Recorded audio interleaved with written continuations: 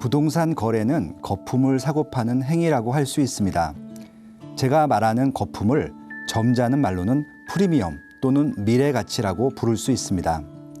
우리가 명품 가방이나 의류에 고액을 지불하는 이유는 그것이 가진 실질적인 효용성 외에 그 브랜드에 담겨 있는 가치를 인정하기 때문입니다.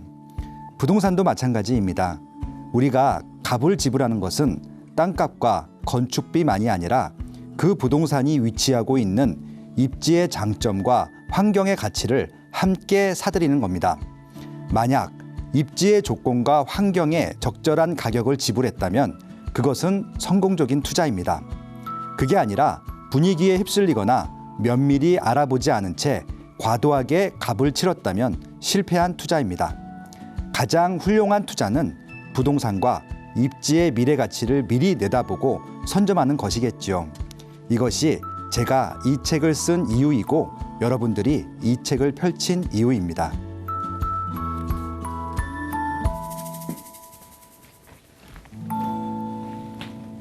변화하는 세상을 만나는 가장 빠른 길, 내 방에 앉아 다른 이들의 삶을 경험하는 가장 쉬운 방법, 여러분의 감성, 지성, 품성, 그리고 호기심까지 가득 채워줄 만만한 책.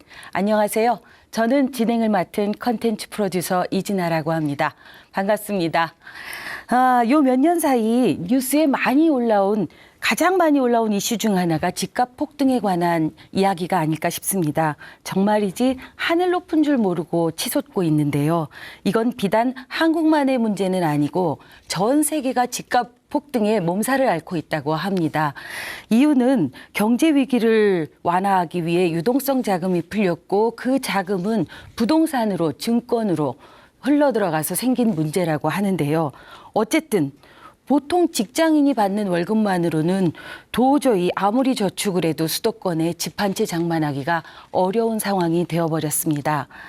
이런 시기에 적절한 부동산 투자를 했던 분들은 행복하셨을 테고, 여기에 대처를 하지 못하고 이제부터 집을 구해야 한다거나 그래야 하는 전세를 살거나 하시는 분들은 그야말로 처절한 현실 앞에 망연자실할 수밖에 없는 상황이 돼버렸는데요.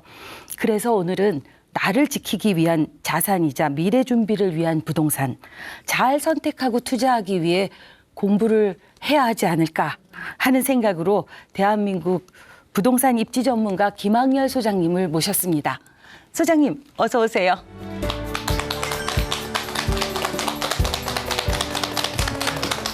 시청자분들께 인사 부탁드리겠습니다.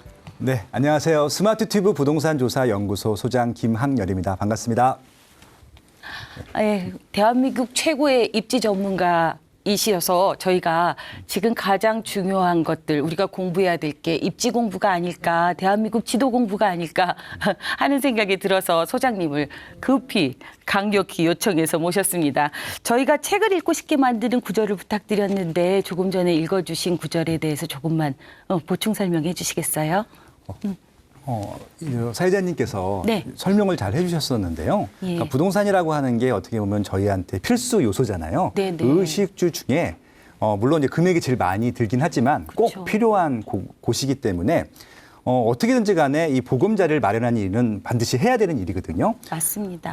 근데 내 집 마련을 하는 일이 어느 순간부터 괜히 좀 투기, 투자, 네. 좀 적폐, 좀 나쁜 이미지로와 이렇게 연관이 되는 것들이에요. 네네. 그래서 이 책을 쓸 목적은 그렇습니다. 그러니까 부동산을 너무 나쁜 것으로 보기보다는 좀 친근하게 접근을 해드리고 싶었고요. 그래서 네네. 좀 재밌게 부동산을 자연스럽게 공부를 하고 실제적으로 일반인이라 하더라도 부동산에 대한 가치를 자연스럽게 좀 터득하게 하는 좀 재밌는 책을 쓰고 싶었고요. 네네. 기존에 있는 부동산 책과는 좀 다른 책을 쓰고 싶었어요. 그래서 말씀드린 대로 인문학, 역사를 다 녹여넣었고요. 그래서 초등학교 학생들이 봐도 누구나 이해할 수 있고 부동산을 이렇게 보면 되는 것들이구나. 평생 같이 가야 되는 친구구나. 생활 필수품이구나. 그런 얘기들을 좀 나눠드리고 싶었습니다. 저도 마을 탐방하는 마음으로 책을 읽었습니다. 서울권도 읽고 경기도권도 읽고 너무 재밌게 읽었습니다. 이 책을 쓰시게 된 동기에 대해서 그렇게 아까 읽어주신 낭독 구절에서 잠깐 언급하셨는데 좀 더 보충해서 말씀해 주신다면 이렇게 경기 서울권으로 나누고 땅의 인문학에 가깝게 지역에 대한 설명을 좀 더 많이 보강하고 예, 이거 집값이 오르냐 내리냐보다 입지에 대한 정확한 이해가 중요하다라고 말씀하고 계시거든요. 네. 예, 예. 그러니까 많은 분들이 이제 부동산 하게 되면 다 강남구를 떠올려요. 네, 그렇죠. 그러니까 강남구가 좋다 나쁘다를 떠나서 저는 뭐 경제적인 능력이 되고 거기에 생활 여건이 꼭 필요하신 분들은 강남구를 추천드립니다. 근데 지금 강남구 같은 경우는 워낙 많은 사람들이 살고 싶어 하고요. 네. 실질적으로 이제 강남구가 가장 비싸고 사람들이 선호하는 이유는 일자리가 압도적으로 많기 때문에 그렇거든요. 그렇기 때문에 그 일자리로 꼭 출퇴근하시는 분들 같은 경우는 강남구에 살면 가장 좋긴 하겠지만 너무 많아요. 그렇게 네. 요구하는 사람들이. 그렇기 때문에 굳이 강남구가 아니더라도 강남구까지 출퇴근할 수 있는 조건들이 있는 입지들을 찾아보자. 뭐 그렇게 네. 접근하시게 되면요. 오히려 마음도 좀 넓어지고 그렇죠. 여유가 편안해지고. 생기거든요. 네. 그러니까 예를 들어서 이제 강남구까지 출퇴근을 하는데 한 30분 정도밖에 안 걸린다. 그러면은 굳이 강남구에 안 살아도 되는 거잖아요. 그렇죠. 뭐 출근하는 네네. 동안에 책을 볼 수도 있고 네네. 조금 더 그 가진 경제력으로 더 넓은 집도 구할 수 있고 뛰어놀 수도 있고요. 그런 입지들이 경기도에 있는 거예요. 아. 그래서 그렇게 자연스럽게 서울과 경기도를 이렇게 매칭을 시켜드리고 네. 싶었어요. 경기도 살아도 강남구 출근할 수 있고 종로구 출근할 수 있고 그렇게 좀 네. 어떻게 보면 여유에 있는 공간들 우리가 지금까지 생각하지 않았던 공간들까지도 포함해서 설명을 좀 해드리고 싶었습니다. 입지를 이해하고 나면 마음의 여유가 좀 더 생기겠네요. 다급한 그렇죠. 마음에 쫓기는 네. 마음은 좀 내려놓고 오늘 네. 그럼 집중해서 소장님 강의를 한번 들어보도록 할까요? 네, 부탁드리겠습니다. 네.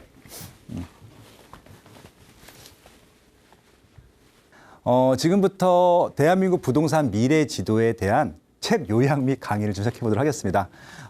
이 강의라고 하실 건 없을 것 같고요. 저는 이제 답사라는 용어를 되게 좋아합니다. 제가 이제 갖고 있는 컨텐츠 중에서 가장 오래된 컨텐츠가 네이버 블로거예요.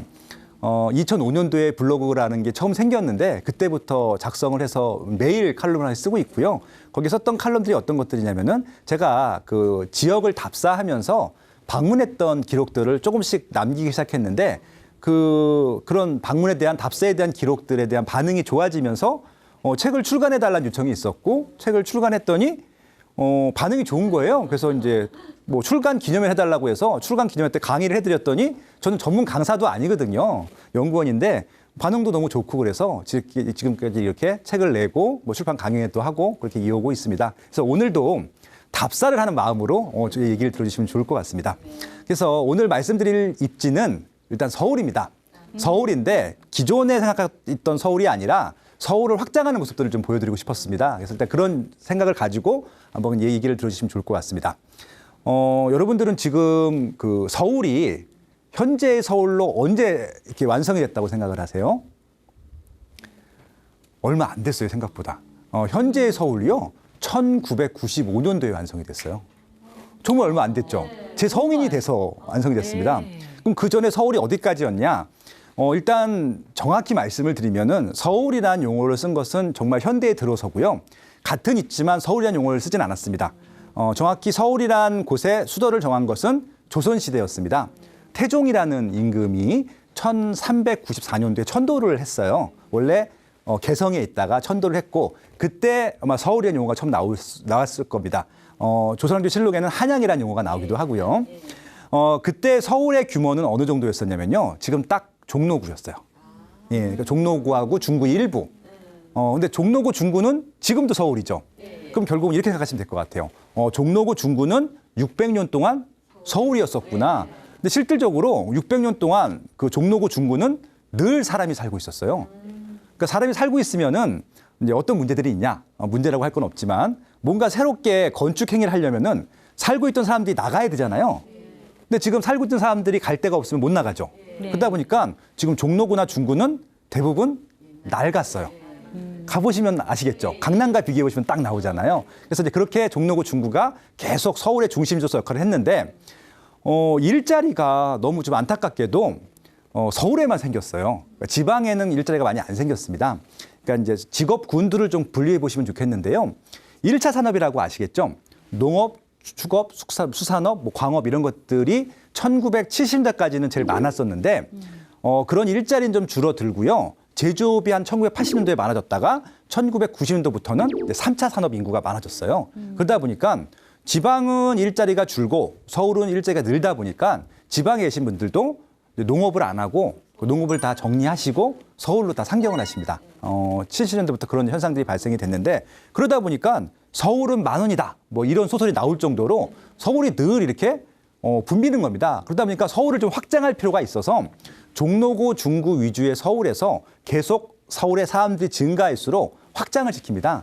그래서 뭐 지금의 아직까지 강남이 안 나왔고요. 60년대까지는 뭐 서대문구도 생기고 은평구도 생기고 동쪽으로는 뭐 광진구도 생기고 그다음에 뭐 강북구도 생기고 이렇게 좀 발전을 해가는 것들이죠. 그렇게 했는데도 서울에 기하급수적으로 몰려드는 사람들을 다 막을 수가 없었어요. 그러다 보니까 부득이하게 한강 이남 지역까지 서울을 확장을 하는 거예요. 그래서 1975년도에 강남구가 드디어 등장을 합니다. 네. 근데 그 당시에는 이름은 강남구인데요. 아무도 강남구라고 얘기를 안 불렀어요. 뭐라고 불렀을까요? 원래 한강 이남에도 서울 입지가 있었어요. 어디냐면 영등포. 영등포만 서울이었어요. 그러니까 일본 강점기 때도 영등포는 서울이었습니다. 근데 영등포가 워낙 강남 쪽에서는 제일 잘 나가는 지역이었기 때문에 지금의 강남구를 영동이라고 했어요. 영등포의 동쪽. 예, 그래서 아마 영동시장, 영동대교 다 그런 용어에 지금 남아 있는 어떻게 잔재해 드릴 거예요. 그만큼 강남구가 1975년도에 생겼는데 한동안은 인기가 없다가 정확하게 1990년도부터 인기가 생기기 시작합니다.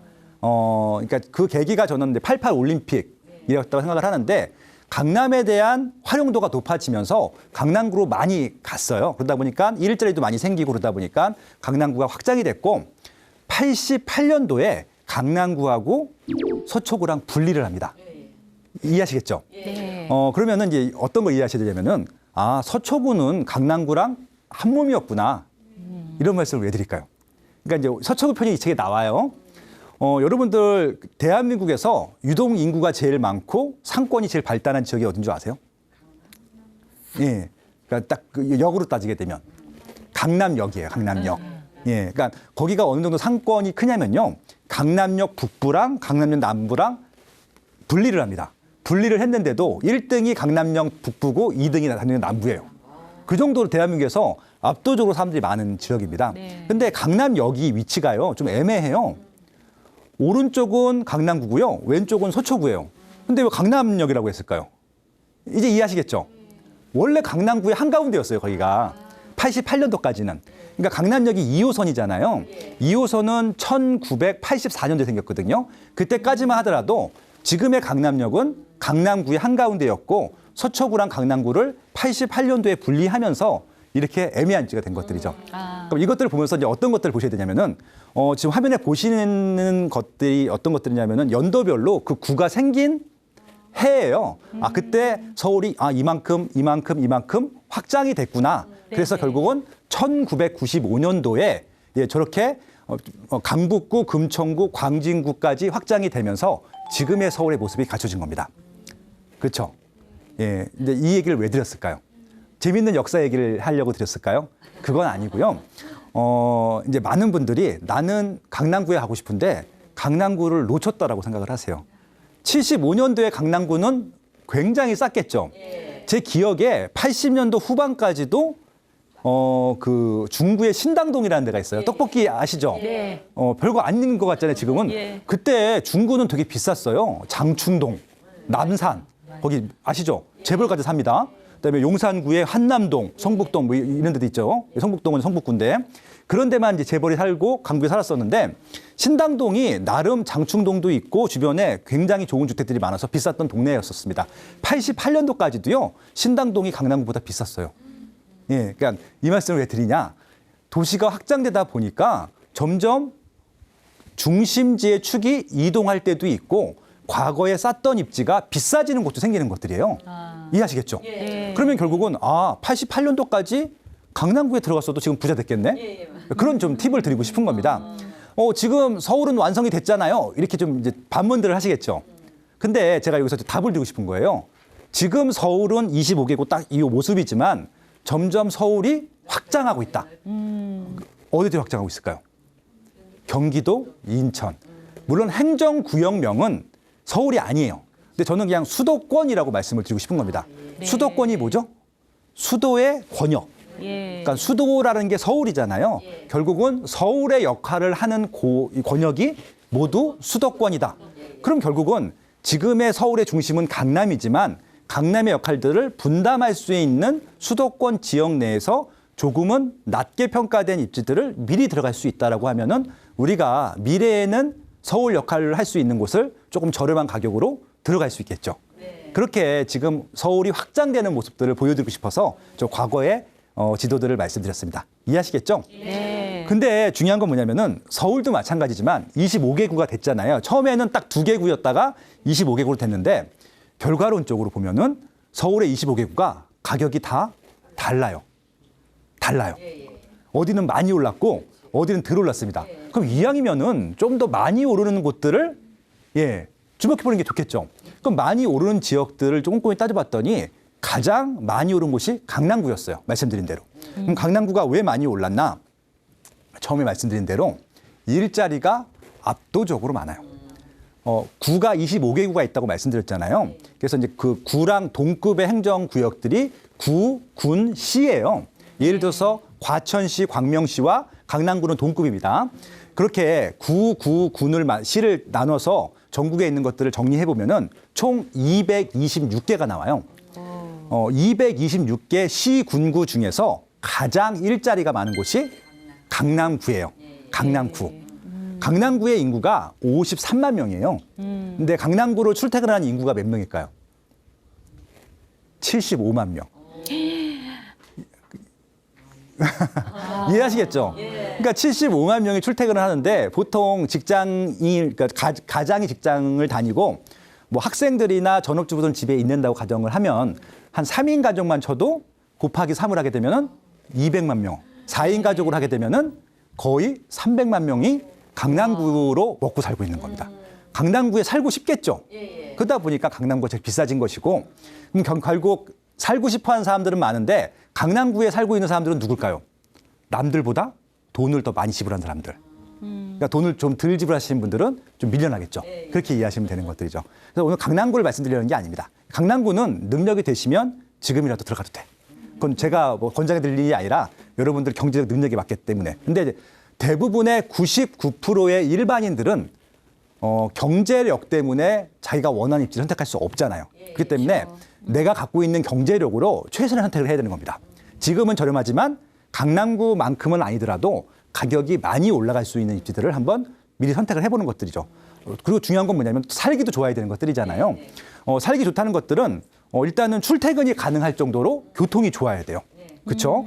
그리고 아파트가 좀 많았으면 좋겠어요. 왜냐면 아파트들 좋아하니까. 아파트가 많다라고 하는 것은 혐오 시설들이 없다는 말과 똑같은 말이에요. 택지 개발했다는 얘기니까. 그래서 택지 개발하게 되면은 학교도 들어오고 상업시설도 들어오고 공공기관도 들어오고 그렇습니다. 그래서 결국은 택지 개발을 한 신도시에 강남까지 출퇴근할 수 있는 깔끔한 그런 주거 환경이 있는 지역들을 지금부터 한번 찾아보는 것들이죠. 그래서 그런 취지로 제가 책에다가 14개 지역을 소개했는데 이 14개 지역 외에도 많아요. 많은데 이 14개 지역을 소개한 이유는 상대적으로 아직까지는 좀 주변 입지보다는 쌉니다. 예를 들어서 서초구를 소개했잖아요. 서초구보다 더 비싼 입지가 강남구잖아요. 그럼 강남구를 소개 안 하고 서초구 입지를 소개한 이유는 부자들 중에서도 조금 강남구 들어가기에 조금 부족하신 분들은 서초구 가시면 되는 거잖아요. 그런 식으로. 그리고 책의 처음 시작한 지역이 강서구예요. 중랑구고요. 강서구하고 중랑구는 서울에서도 중하위권 지역이에요. 사람들이 별로 안 좋아하죠. 강서구에 과거에는 일자리가 없었어요. 중랑구는 지금도 없습니다. 강서구는 지금 있냐고요? 네, 지금 있어요. 마곡지구가 생겼거든요. 그런 것들입니다. 좀 정리해 볼게요. 그러면은 과거에 정말 일자리가 없었을 때 배드타운일 때 강서구랑 중랑구를 산다. 싸게 살 수 있었죠.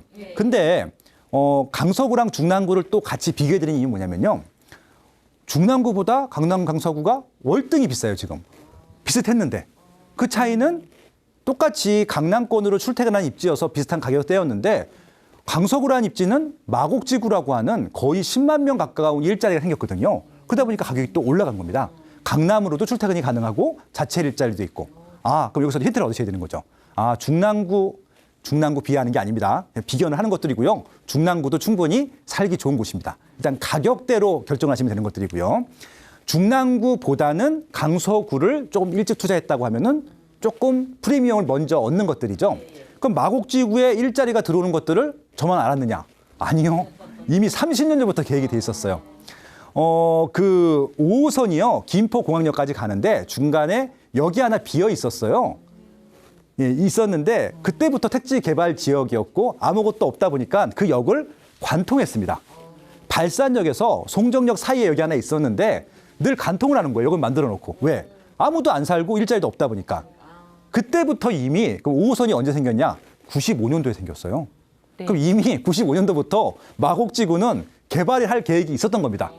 물론 이제 95년도에 투자를 했어야 되는 거 아니냐? 그땐 투자할 수도 없었어요. 그냥 맨 땅에 있는데 투자를 뭘 해요?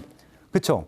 마곡지구라는 이름이 생기기 시작했던 게 정확하게 2000년도 중반부터예요. 그럼 그때부터 들어가셔도 되는 것들이죠. 예, 그리고 정확하게 마곡지구가 생기고 가격이 많이 오른 것은요. 2016년도, 7년도 이후입니다. 그럼 2010년도에 들어가셔도 되고요. 2015년도에 들어가셔도 되는 것들이죠. 어떤 말씀이냐면은 개발 계획이 확정돼 있고 조금씩 만들어 나가는 것들이잖아요. 그때 자기가 판단을 하고 들어가시면 되는 거예요. 이해하시겠죠? 예. 근데 이제 무조건 들어가면 안 되고요. 항상 가족들과 상의를 하셔야 됩니다. 왜냐면 나만 좋으면 안 되잖아요. 네. 일단은 제일 중요한 게 뭐예요? 내가 출퇴근이 가능해야 되잖아요.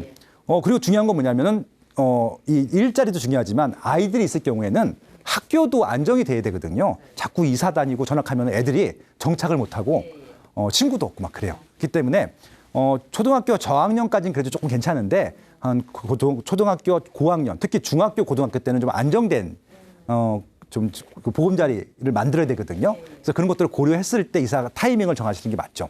그렇기 때문에 만약에 중량구냐 강서구냐 정할 때 조금 애들 학교가 많고 도보권에 있고 학원가가 있고 이런 것도 선택한다라고 하면은 그때도 중랑구보다는 강서가 좀 날 뻔했죠. 왜냐면은 강서구가요 옆에 양천구가 있는데 양천구에는 목동이라고 하는 데가 있고요. 목동에는요 엄청난 학원가가 있어요. 예, 학원가가 되게 중요하거든요. 예, 그런 부분들. 그럼 중랑구는 학원가가 없느냐? 중랑구에는 없는데 바로 윗동네 노원구에 있어요. 중계동에. 아무튼 그런 식으로 해서 자기가 맞는 생활 조합들을 다 해서 하면 됩니다. 그럼 정리를 한번 해볼까요? 일단 그 보금자를 정할 때 제일 중요한 거는요. 일자리 위치입니다. 그러니까 남편을 혼자 띄어서 보낸다. 기러기 아빠 아시죠? 그렇게 보낼 게 아니고 한 집에 살 거면은 직장 근접점이 제일 중요하고요. 바로 옆에 붙어 있지 못하면은 거기까지 출퇴근할 수 있는 교통망. 특히 전철이 있으면 좋겠죠. 예, 서울 지하철 9개 노선이 있으니까 한번 잘 고려해 보시면 좋을 것 같고요. 일단 해서 직장 접근망이 좋아야 될 것 같고요. 두 번째는 아이들 교육 환경.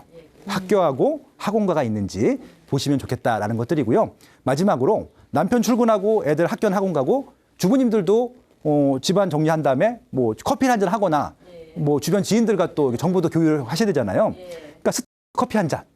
그 정도는 또 있어야 되는 것들이잖아요. 그렇죠? 햄버거 사 먹을 때 생활 기반 시설. 예, 그래서 결국은 교통, 그러니까 직장까지 연결된 교통망, 그다음에 교육 환경, 상권이 갖춰지면은 그냥 그런 자리, 보금자리를 선택하시면 되는 겁니다. 그런 취지로 제가 이제 랩을 할 거예요.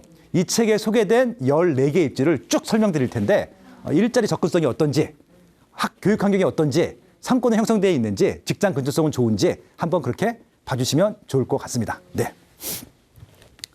네. 그래서 이 지역이요. 네. 첫 번째 소개해드린 지 강서구죠. 일단은 직장 전국석 한번 볼까요? 마곡지구 있다고 말씀드렸죠. 근데 마곡지구에 있는 일자리뿐만이 아니라 이 강서구에는요 2가지, 3가지 전철이 지납니다. 제일 중요한 전철이 9호선이 지납니다. 9호선은 마곡지구뿐만이 아니라 대한민국에서 제일 일자리가 많은 데가 강남권이라고 말씀드렸죠. 그리고 두 번째가 종로구 중구, 세 번째가 여의도예요. 9호선은요 여의도와 강남구를 지납니다. 그러니까 일자리 외부로 접근성도 좋겠죠. 그런 부분들. 그리고 강서구 같은 경우는 아까 말씀드린 대로 옆에 목동이라고 하는 어마한 교육 환경이 있기 때문에 좋지요. 지금 강서구에 가장 부족한 것은 상업시설인데 지금 마곡지구 내에 백화점 부지가 하나 있어요. 들어오게 되면은 향후에 한 번 더 가격이 올라갈 조금 가치가 있는 것들이죠. 두 번째 지역이 중랑구입니다. 중랑구는 그렇게 교육 환경이 좋거나 양질의 택지개발지구가 있거나 일자리가 있지는 않습니다. 다만 그렇기 때문에 저렴하고요. 그리고 이제 여기 저렴하게 살면서 직장까지 출퇴근하기 편하면 되는 것들이잖아요. 7호선이 지나요. 그렇죠? 그러니까 중랑구는 그전에 더 쌌다가 7호선이 개통되면서 가격이 좀 올랐죠. 근데 지금 7호선이요. 연장이 되고 있어요. 북부로. 그다음에 또 저쪽 인천으로. 연장이 되면요. 이 중간에 원래 7호선 이용했던 입지들은 가격이 더 올라갈 수 있습니다. 그럼 중랑구는 아직도 가격이 조금 더 올라갈 여지가 있다라고 보셔도 되는 것들이죠.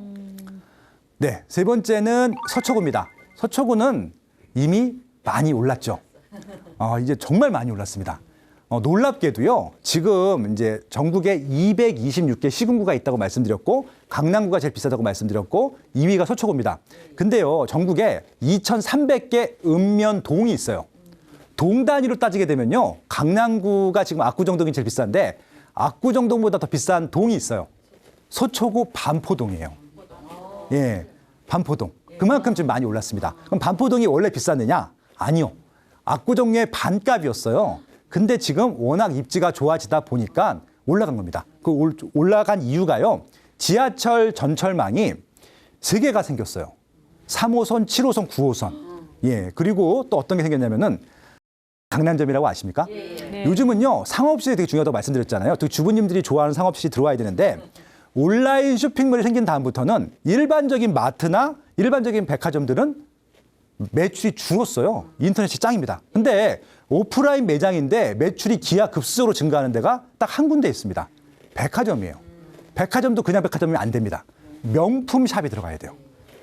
명품을 사러 오시는 분들이 그렇게 많은 거예요. 그러니까 그런 입지들 좋아한다고 말씀드려요. 그러다 보니까 반포가 대한민국에서 제일 비싼 입지가 된 거예요. 이해하시겠죠? 예. 예. 네 번째, 자, 다음 지역은 강동구입니다. 강동구도 서울의 동쪽 끝이잖아요. 엄청 쌌다가 최근에 5호선이 연장됐고요. 그다음에 9호선도 연장이 됐고요. 그리고 최근에 고덕동, 명일동, 둔천동 층에 재건축 아파트가 굉장히 많이 들어오다 보니까 그전까지는 좀 칙칙했던 주거들이 아주 깔끔하고 명품 주거로 바뀌었습니다. 수만 세대가 들어오다 보니까 강동구도 시세가 많이 올랐죠. 더 올라올 것이냐? 더 올라갑니다. 왜요? 9호선도 연장이 될 것이고 옆에 하남 미사 강변도시를 만드는데 거기가 배후 수요지가 되는 것들이잖아요. 배후 수요지가 생기면은 이 가운데 중심지는 더 많이 올라갑니다. 그렇게 이해하시면 되는 거죠. 네, 그리고 여기는 영등포구입니다. 원래 강남구였어요, 여기가. 원래 최초의 강남구였었는데 강남구, 서초구 다 잘 나갈 동안에 여기는 변화가 없었습니다. 하나도 없다가 최근에 변화가 생기기 시작한 게 신길동이에요. 신길 뉴타운 들어보셨죠? 신길 뉴타운에 처음에 분양할 때 완전 미분양 났습니다. 지금 신길 뉴타운에서 제일 비싼 게 레미안 에스툼이라고 하는 단지인데 평당 1,300에 분양했는데 반도 분양이 안 됐어요. 예. 근데 지금 신길 뉴타운이 다 완성됐어요. 아파트 단지가 한 10개 단지가 들어오다 보니까 그전과는 완전히 다른 세상이 된 거예요. 신도시. 깔끔하고 전철도 들어오고. 그러다 보니까 지금 얼마냐면요. 평당 5천. 3배가 올랐어요. 아이고. 결국은 이게 불과 3, 4년 동안 있었던 일이에요. 아이고. 쌌던 지역, 별로였던 지역이 개발이 되고 나니까 올라가는 것들이잖아요. 사람들이 바뀐 거예요. 이런 것들을 찾아보자는 말씀을 드려보고 싶은 것들이죠. 그리고 성북구입니다. 성북구도 종로구 중구에 바로 붙어 있는데 여기도 집이 없었어요. 땅값이나 집값이 하나도 안 올라간 겁니다. 근데 그것들을 지금 개발을 하고 있습니다. 거기다가 기름 뉴타운, 장위 뉴타운 이런 것들을 개발을 하고 있는데 개발할 때마다 가격이 올라갑니다. 지금도 올라가고 있고요. 여기는 아예 진행 중입니다. 지금 사셔도 괜찮을 것 같아요. 많이 오르긴 했지만. 왜냐면은 미에리 텍사스가 아직도 영업을 해요. 근데 그거 1년 안에 없어지거든요. 없어지면 바로 확 좋아지는 거죠. 왜 그런 줄 아시겠죠? 그 전까지는 학생들이나 여자분들이 갈 수가 없는 입지였습니다. 근데 그런 게 없어지면은 기꺼이 갈 수 있는 거잖아요. 예, 그렇게 이해하시면 되죠. 예. 네, 다음은 노원구입니다. 아까 말씀드린 노원구가 왜 중요하냐면요. 서울에서 제일 사람이 많이 사는 곳이 송파구이고요. 강서구인데 세 번째 사는 곳이 노원구입니다. 근데 노원구는 왜 사람이 많이 사냐면요. 저 노원구의 반은 산이에요.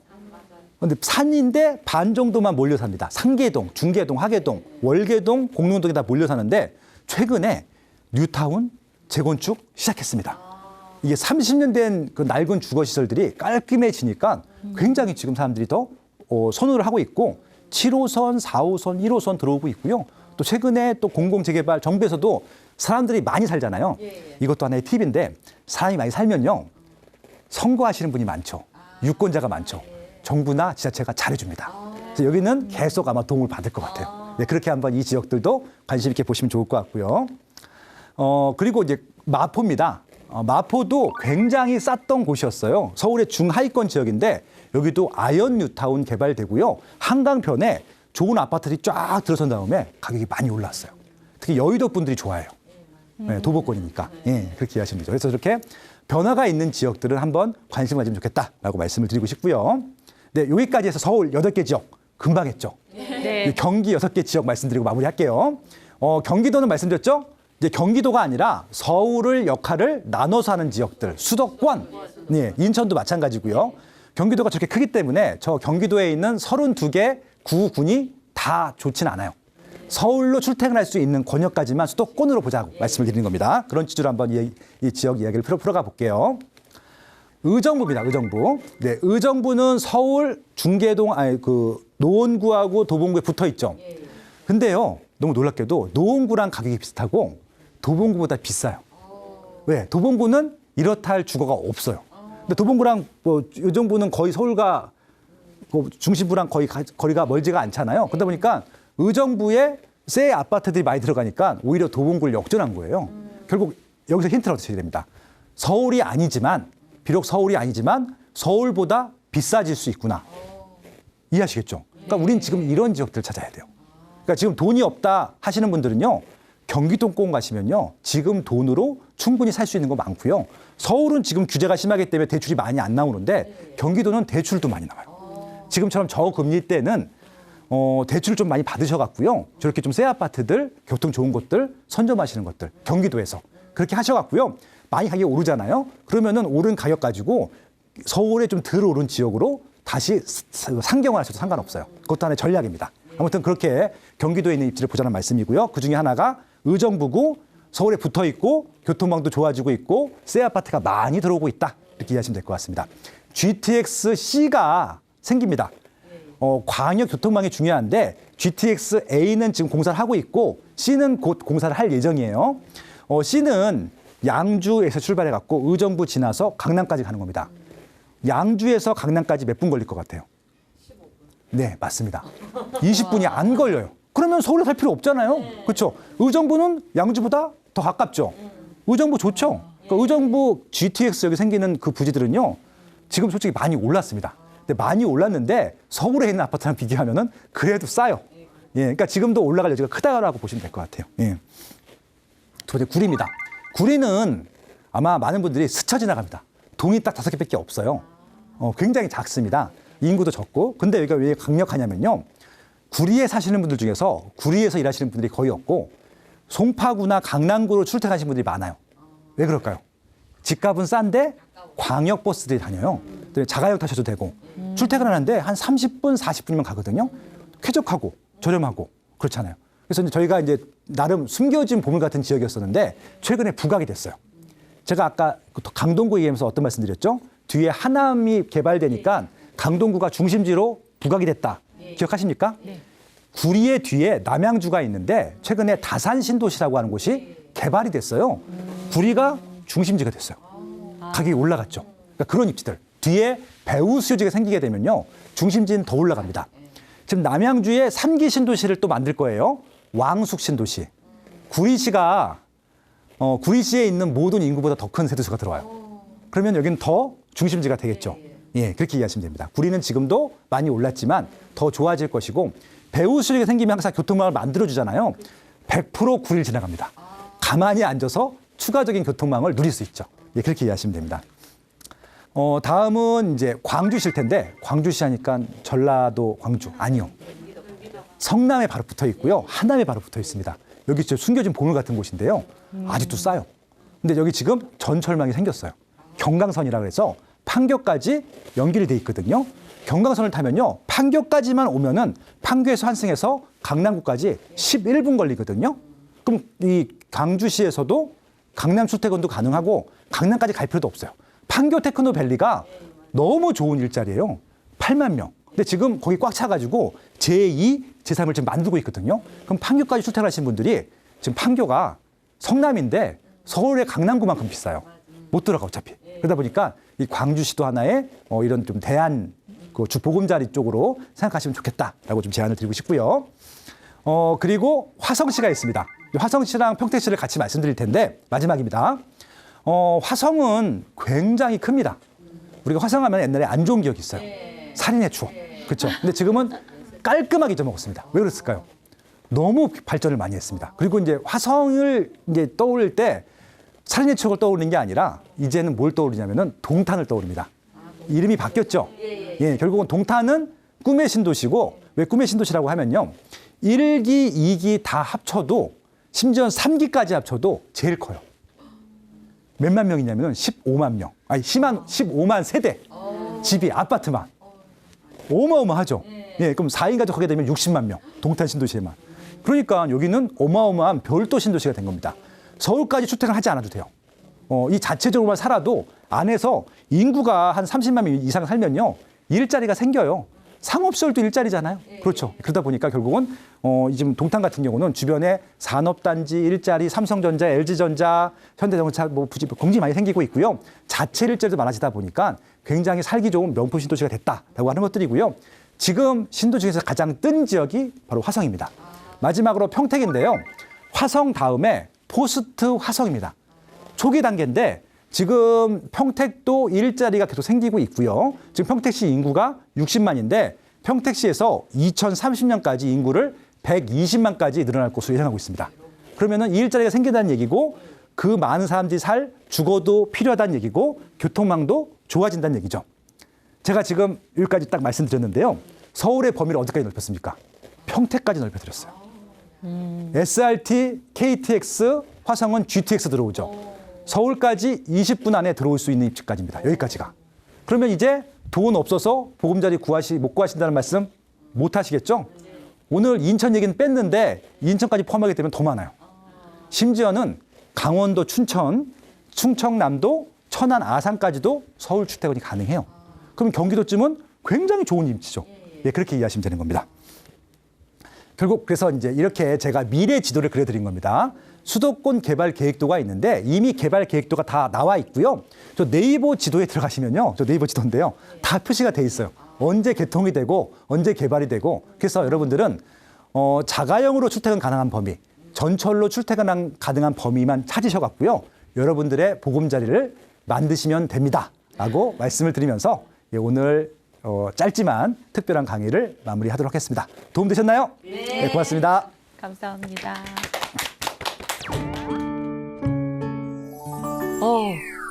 다시 박수. 정말 열강 너무 감사합니다. 시간 조절을 못해서. 아니에요. 예. 너무 좋은 정보라 강의를 좀 더 듣고 싶은 마음에 그냥 쭉 들었습니다.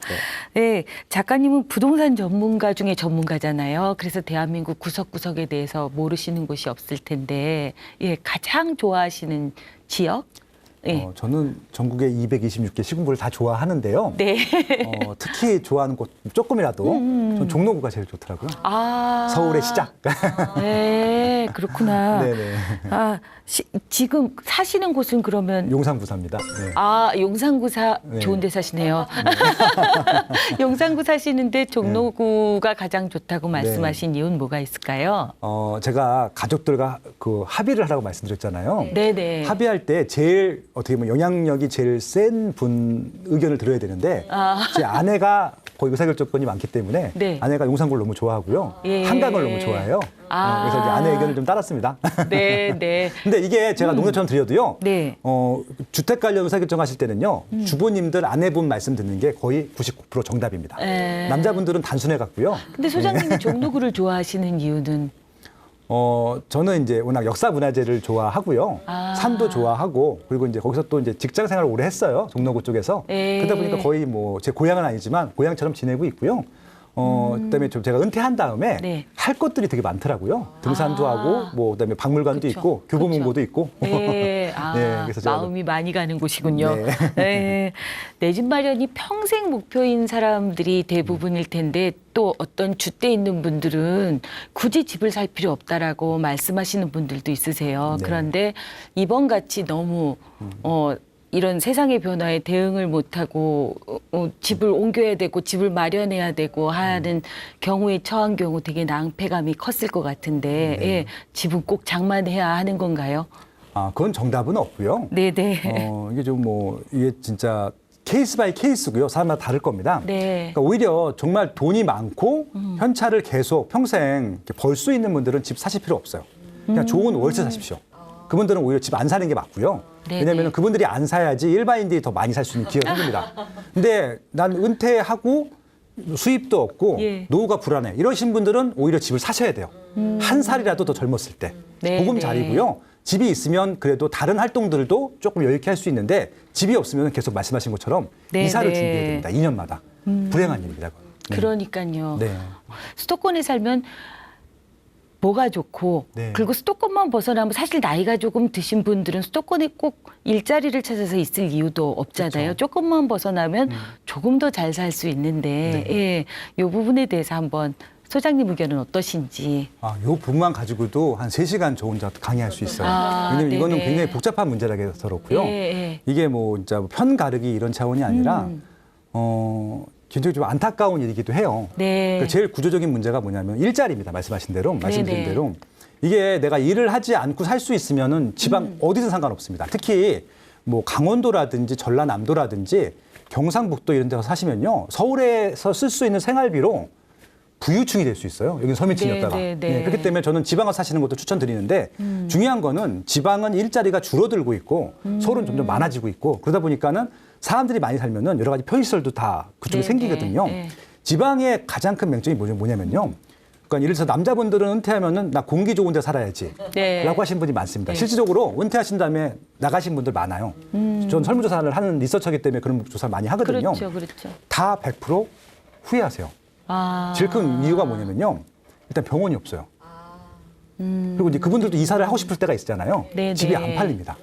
그러니까 이런 여러 가지 요소들을 결합했을 때 제일 이상적인 지역이 서울 수도권이라는 얘기고요. 나머지 지역들은 그런 것들이 하나씩 조금 리스크들이 있는 거예요. 그러니까 그런 네. 것들을 고려하지 않고 단순히 서울이 비싸다는 이유만으로 여기는 좀 살기 어려운 곳 이렇게 평가하는 것은 아닌 것 같고요. 그만큼 살기 좋다라는 표현일 수도 있을 것 같아요.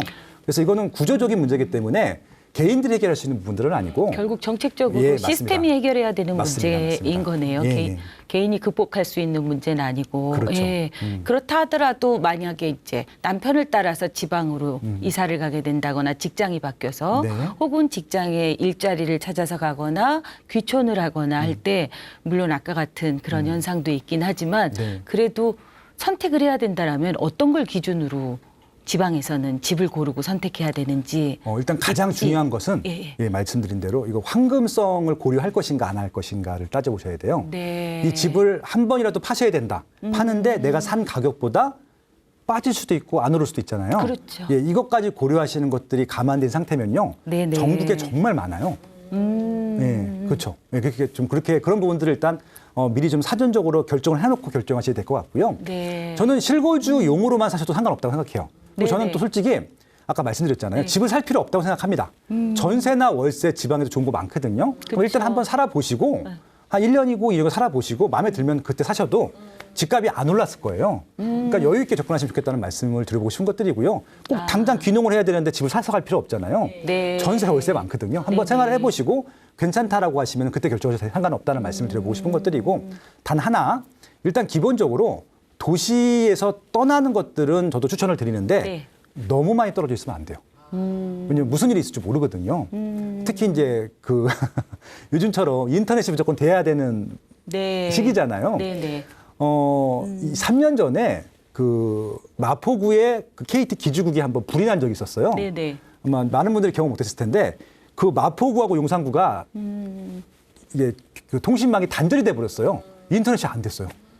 카드 결제도 안 되고 3일 동안. 완전 혼란이겠네요. 네. 아마 다른 구는 모르셨을 거예요. 거기만 했을 때. 그래서 저희 어머니가 양천구 사시는데 며칠 양천구에 살았었어요. 일을 못 하니까. 네, 그런 경우가 있거든요. 그러니까 이게 여러분들이 정말 그런 문명의 이기랑 상관없이 사시는 분들은 상관없어요. 네. 근데 뭔가 여기서 뭔가 해야 되시는 일이 있다고 하면은 그런 것들도 한번 고려하셔서 그러니까 대안들이 있는지 대책이 있는지 한번 따져보시고 내려가시는 것들도 추천을 드립니다. 네. 마지막으로 네. 지금이라도 집을 사는 너무 많이 오른 거 아닌가요? 떨어질지도 모르는데 지금 너무 꼭대기에 사는 거 아닐까요? 네, 그러니까 아까 말씀드린 대로 네. 난 경제적 능력이 있어. 안 사셔도 상관없어요. 네. 나중에 사셔도 되고 평생 안 사셔도 상관없어요. 근데 지금 나는 내가 봐도 뭐 재벌은 안 될 것 같아. 그다음에 노후가 조금 약간 걱정이 돼. 그런 분들은 이 방송 보시고요. 지금 당장 가서 사세요. 이 제가 얘기는 25년 동안 한 번도 바꾼 적 없거든요. 내가 샀는데 가격이 빠질 수 있어요. 네. 오를 수도 있고. 근데 그것들은 어차피 단기 투자, 단타를 하시는 분들한테만 상관되는 일이지 10년 이상 살 거잖아요. 그러면은 상관없다고 생각하고요. 심지어는 가격이 오르지 않는다 하더라도 내가 거주했으니까 거주 가치 비용을 지불한 거라고 생각하시면은 아깝지 않으실 것 같고요. 10년 동안, 20년 동안 이사 걱정 없이 편하게 살았잖아요. 그거 생각하시면 사시면 좋겠다는 말씀을 드려보고 싶은 것들이고 최근에 이제 그 서로 독립들을 많이 합니다. 자녀분들도 부모한테 독립을 하고 부모님들도 그렇죠. 자녀한테 독립을 하다 보니까 용돈 받을 때들이 좀 애매할 때가 있잖아요. 집이 있으면 주택연금이 꽤 나와요. 그거 쓰시는 분들 굉장히 많거든요. 그럼 그러려면 집이 있으셔야 되잖아요. 그런 아이고, 부분. 그러네요. 네. 네. 아유, 제가 부동산 쪽은 정말 문외한이었는데 오늘 소장님 말씀 너무 많은 정보가 입력이 돼서 다 공부가 됐는지 모르겠는데 정말 집중해서 네. 듣는 시간이었던 것 같습니다. 오늘 출연해 주셔서 감사합니다. 네, 고맙습니다. 고맙습니다. 집은 가족과 함께 생활하는 공간이자 노후를 기댈 유일한 희망입니다. 짧은 시간에 노력 이상의 대가를 바라는 마음과 투기를 가지고 접근해서는 절대 안 될 것 같고요. 신중하게 접근하고 부동산에 대해 공부하는 것은 안정적인 미래를 위해 꼭 선택해야 될 일이 되어가고 있는 것 같습니다. 변화무쌍한 대한민국 부동산 시장의 흐름을 제대로 파악하고 미래의 가치가 있는 성공적인 투자로 노후를 준비하시기 기대합니다. 오늘 만만한 책 여기까지입니다. 다음 주에 흥미진진한 주제로 다시 찾아뵙겠습니다. 감사합니다.